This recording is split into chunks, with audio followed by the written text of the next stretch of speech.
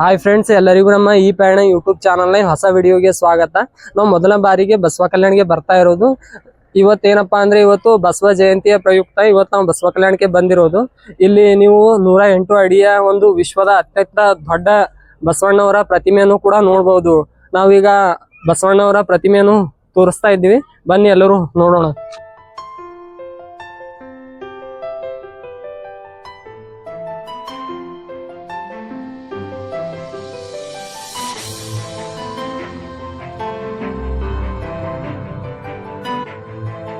ಸ್ನೇಹಿತರೆ, 108 ಅಡಿ ಎತ್ತರದ ಬಸವಣ್ಣವರ ಮೂರ್ತಿ ಎದುರುಗಡೆ ಬಸವಣ್ಣವರ ಕಾಲಾವಧಿಯನ್ನು ನೀವು ನೋಡಬಹುದು. 1134ರಿಂದ 1196ರವರೆಗೆ ಬಸವಣ್ಣವರು ಆ ಕಾಲಾವಧಿಯಲ್ಲಿ ಬದುಕಿದ್ರು. ಆ ಬಗ್ಗೆ ಇಲ್ಲಿ ಬರೆದಿದ್ದಾರಂತ ಹೇಳ್ಬಹುದು.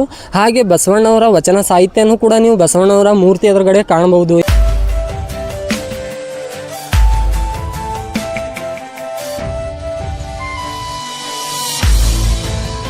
ಇಲ್ಲಿ ಹರಳೆಯರ ಮೂರ್ತಿಯನ್ನು ನೀವು ನೋಡಬಹುದು.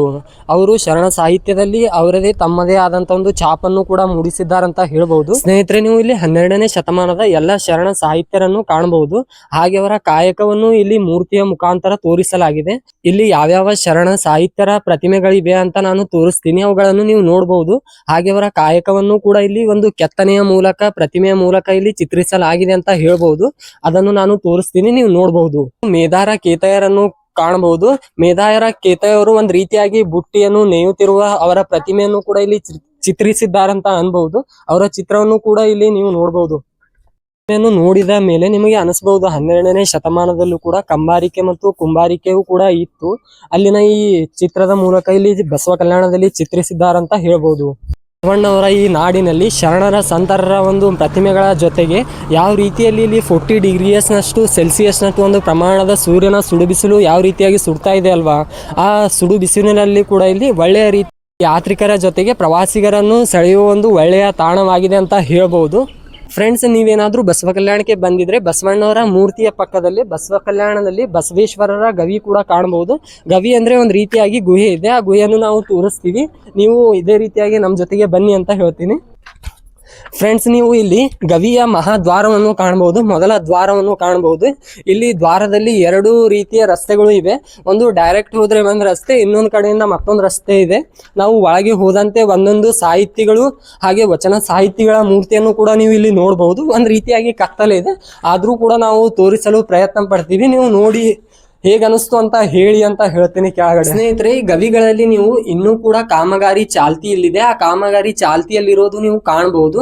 ಈ ಮುಂದಿನ ದಿನಮಾನಗಳಲ್ಲಿ ಕಾಮಗಾರಿ ಪೂರ್ಣಗೊಂಡು ಇನ್ನಷ್ಟು ಭವ್ಯ ರೀತಿಯಲ್ಲಿ ಅಚ್ಚುಕಟ್ಟಾಗಿ ಈ ಗವಿಗಳನ್ನು ನೀವು ಕಾಣಬಹುದು, ಹಾಗೆ ನೋಡಲು ಸಿಗಬಹುದು. ನೀವು ಈ ಗವಿಯಲ್ಲಿ 12ನೇ ಶತಮಾನದಲ್ಲಿ ಅನುಭವ ಮಂಟಪ ಯಾವ ರೀತಿಯಾಗಿ ಇತ್ತಲ್ವಾ, ಅದೇ ರೀತಿಯಾಗಿ ಇಲ್ಲಿ ಬಸವಣ್ಣವರ ಅನುಭವ ಮಂಟಪವನ್ನು ಕೂಡ ನೀವು ಈ ಗವಿಯಲ್ಲಿ ಕಾಣಬಹುದು. ಆ ರೀತಿಯನ್ನೇ ಹೋಲುವ ರೀತಿಯಾಗಿ ಅನುಭವ ಮಂಟಪವನ್ನೇ ಹೋಲಿಯುವ ರೀತಿಯಾಗಿ ಗವಿಯನ್ನು ಕಿತ್ತಿದ್ದಾರಂತ ಅನ್ಬಹುದು. ಗುಹೆಯಲ್ಲಿ ನೀವು ಶೂನ್ಯ ಪೀಠಾಧಿಪತಿಗಳಾದಂತ ಶರಣರೂ ಆದಂತ ಶ್ರೀ ಅಲ್ಲಮ ಪ್ರಭುಗಳನ್ನು ಕೂಡ ನೀವು ಕಾಣಬಹುದು ಈ ಗುಹೆಗಳಲ್ಲಿ.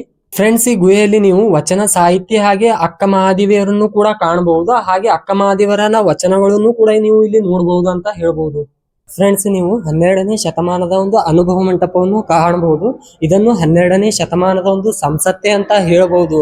ಯಾಕಂದ್ರೆ ಇಲ್ಲಿ ಎಲ್ಲಾ ಸದಸ್ಯರು ಮತ್ತು ವಚನ ಸಾಹಿತಿಗಳು ಕೂತಿ ಒಂದ್ ರೀತಿಯಾಗಿ ಚರ್ಚೆ ಮಾಡ್ತಾ ಇದ್ರು.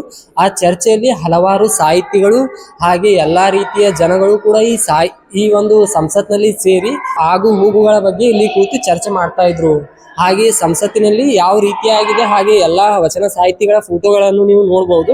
ಈ ಸಂಸತ್ತು ನಮಗೆ ದೊರಕಿರೋದು ನಾವೇ ಒಂದು ಪುಣ್ಯವಂತರು ಅಂತ ಅನ್ಬಹುದು. ಯಾಕಂದ್ರೆ 12ನೇ ಶತಮಾನದಲ್ಲಿ ಈ ಸಂಸತ್ತು ನೋಡಲು ಸಿಗ್ತಾ ಇತ್ತು ಅಂತಂದ್ರೆ ನಾವು ಎಷ್ಟು ಪುಣ್ಯವಂತರು ಅಂತ ನೀವು ಕಾಮೆಂಟ್ ಮಾಡಿ. ಬಸವ ಕಲ್ಯಾಣದಲ್ಲಿ ನೀವು 108 ಅಡಿ ವಿಶ್ವದ ಅತ್ಯಂತ ಎತ್ತರವಾದಂತ ಬಸವಣ್ಣವರ ಪ್ರತಿಮೆಯನ್ನು ಕೂಡ ಕಾಣಬಹುದು. ಇದೊಂದು ಆಕರ್ಷಣೀಯ ಪ್ರವಾಸಿಗರ ಒಂದು ಆಕರ್ಷಣೀಯ ಸ್ಥಳ ಕೂಡ ಅಂತ ಅನ್ಬಹುದು. ನೀವೇನಾದ್ರೂ ಇದುವರೆಗೂ ವಿಸಿಟ್ ಮಾಡದಿದ್ರೆ ಈ ಕೂಡಲೇ ವಿಸಿಟ್ ಮಾಡಿ ಅಂತ ಹೇಳ್ತೀನಿ. ಫ್ರೆಂಡ್ಸ್, ನೀವೇನಾದ್ರೂ ಬಸವ ಕಲ್ಯಾಣಕ್ಕೆ ಬಂದ್ರೆ 12ನೇ ಶತಮಾನದಲ್ಲಿ ಜೀವಂತವಾಗಿರುವಂತಹ ಸಾಹಿತಿಗಳು ಹಾಗೆ ವಚನ ಸಾಹಿತಿಗಳ ಒಂದು ರೀತಿಯ ಕುರುಹುಗಳನ್ನು ನೀವು ಇಲ್ಲಿ ಕಾಣಬಹುದು. ಪ್ರತಿಯೊಂದು ಹೆಜ್ಜೆಗಳಲ್ಲಿ ಶರಣರು ಮತ್ತು ಸಂತರ ಕುರುಹುಗಳನ್ನು ಇಲ್ಲಿ ನೋಡಲು ಸಿಗುತ್ತದೆ ಅಂತ ಹೇಳ್ಬೋದು.